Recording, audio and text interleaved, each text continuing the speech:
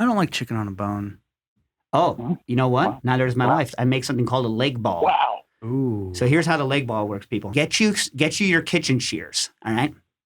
Take the kitchen shears, grab the leg, right? Point the bone part that you just cut, right? The part that attaches to the thigh. Point it at you and grab it grab it like fist it, right?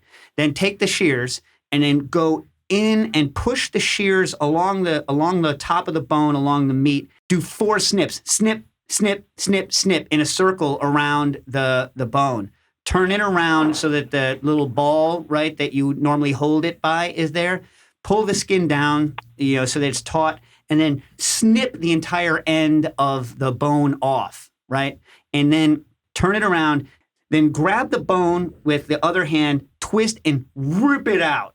Rip that bone out, right? And now you have a boneless leg ball.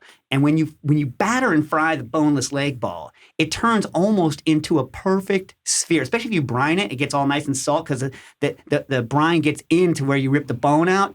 The entire thing is this salty, delicious, perfect sphere of chickenhood that, let me tell you something, if you've never had a chicken ball, you're in for a treat. You're in for a treat.